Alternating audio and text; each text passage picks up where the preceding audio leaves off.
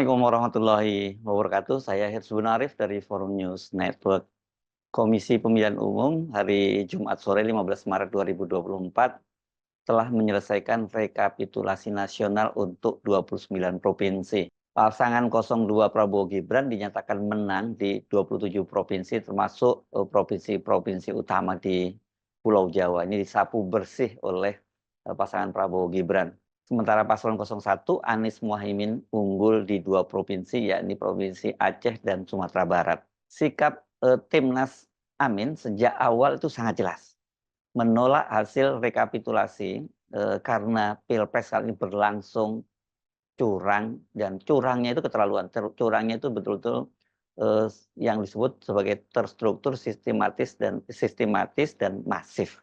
Bagaimana tidak TSM ya, kalau aktor utama kecurangan ini adalah Presiden Jokowi sendiri yang mengerahkan semua sumber daya pemerintahan, mulai dari APBN dengan melalui Bansos, BLT, dan berbagai program-program charity lainnya.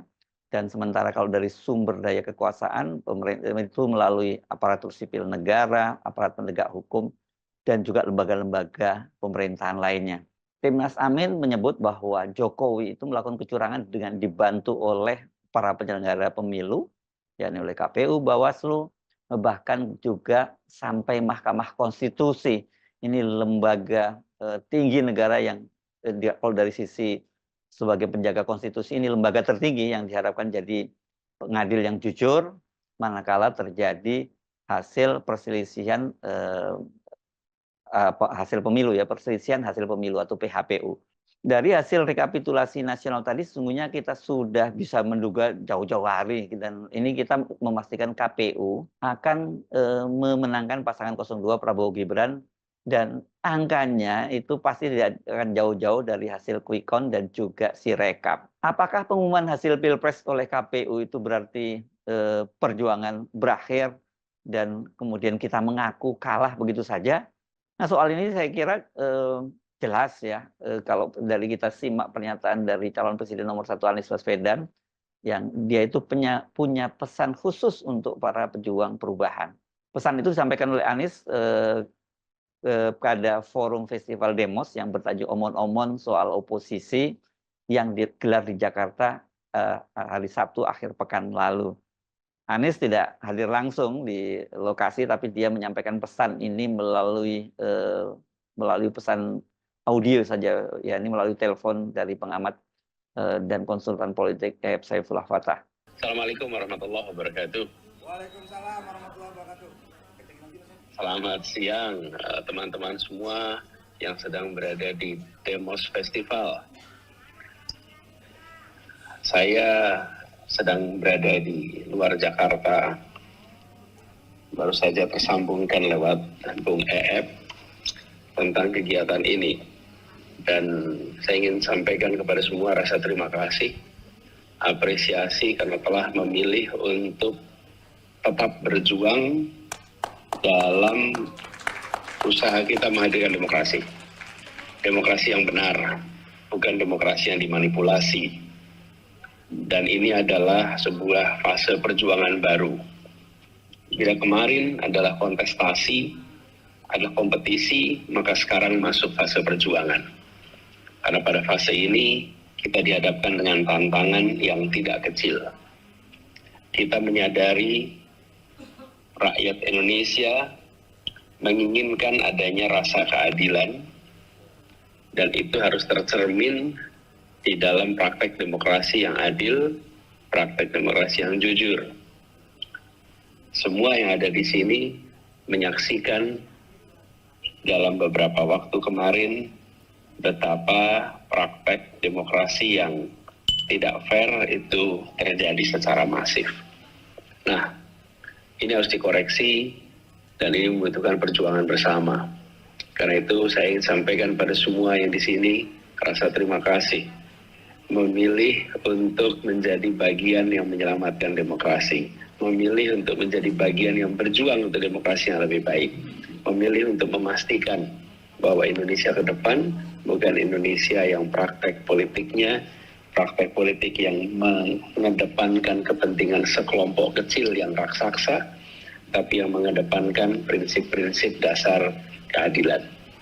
Jadi saya terima kasih sekali sudah memilih bergerak, dan kami menyadari ini bukan perjuangan yang kecil, ini perjuangan besar.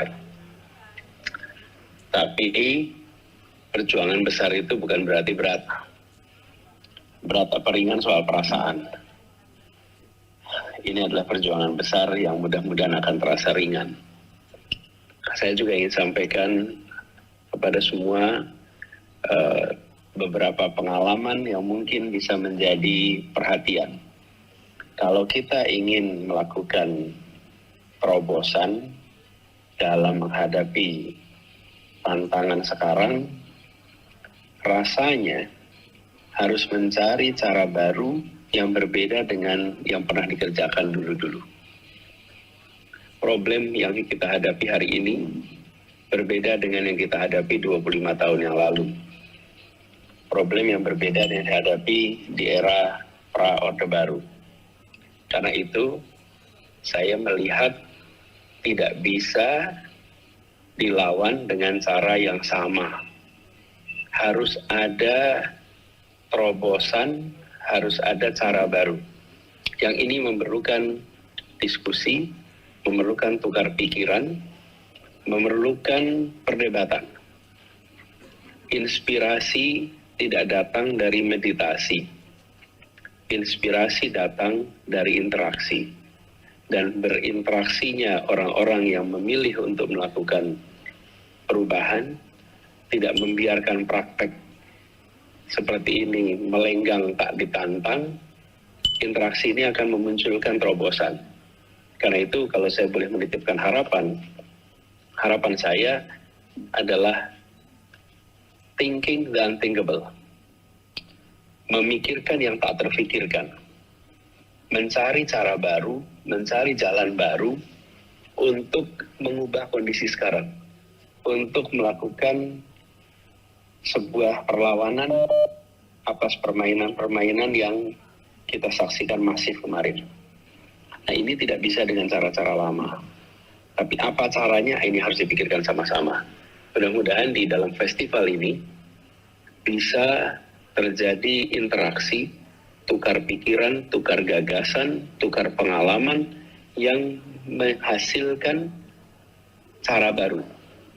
Ini sebuah harapan, karena kita semua punya concern yang sama, tapi juga di sisi lain kita tahu bahwa menghadapi kondisi seperti ini tidak bisa konvensional. Jadi teman-teman semua, mudah-mudahan acara ini berjalan dengan baik. Pesan selamatkan demokrasi harus digaungkan. Pesan untuk gembira melawan harus dibangunkan. Dan mudah-mudahan makin banyak yang menyadari, makin banyak menjadi bagian dari gerakan, dan nantinya akan mencapai keberhasilan yang kita bisa syukuri sama-sama. Satu hal yang pasti, semua yang hadir, semua yang bekerja di sini akan dicatat dalam sejarah Republik ini, bukan menjadi bagian yang diam dan mendiamkan atas praktek-praktek yang tidak wajar selama ini. Kita semua yang hadir di sini boleh berbangga, kita bukan bagian yang diam dan tidak akan pernah mendiamkan. Ini catatan yang harus diingat oleh semuanya. Selamat, salam hangat, salam hormat, salam perjuangan. Terima kasih. Assalamualaikum warahmatullahi wabarakatuh. Saya kira kita sepakat ya dengan tadi dengan proposal baru Anies gitu yang bahwa kita tidak boleh tinggal diam dan membiarkan demokrasi di Indonesia dihancurkan oleh Jokowi dan keluarganya. Penting bagi para kalangan civil society, penggiat demokrasi dan mereka yang mencintai negara ini untuk merumuskan kembali strategi gerakan menyelamatkan demokrasi, menyelamatkan Indonesia dari kehancuran di tangan seorang tiran bernama Jokowi. Dan cara-caranya seperti yang tadi disampaikan oleh Anies adalah cara konvensional, cara melalui pemilu itu kan sebenarnya ini melalui pilpres itu kan sebenarnya itu adalah cara konvensional. Sebenarnya itu konvensional yang konstitusional, tetapi kita ketika menempuh cara yang konstitusional tapi konvensional itu kan dihancurkan oleh Jokowi dengan melakukan berbagai kecurangan itu. Jadi saya kira kita mesti sepakat memilih opsi-opsi lain di luar jalur-jalur konvensional, misalnya seperti membawa kasusnya ke Mahkamah Konstitusi. Sebenarnya harapan yang pertama sekali sekarang adalah hak angket yang kita titipkan pada partai-partai oposisi di DPR. Tapi kalau kemudian ternyata mereka juga tidak bisa kita harapkan, kita tidak boleh menyerah. Kita harus terus berjuang, terus berusaha untuk menyelamatkan demokrasi Indonesia. Saya Hersbun Arif dari Forum News Network. Sampai jumpa lagi. Wassalamualaikum warahmatullahi wabarakatuh.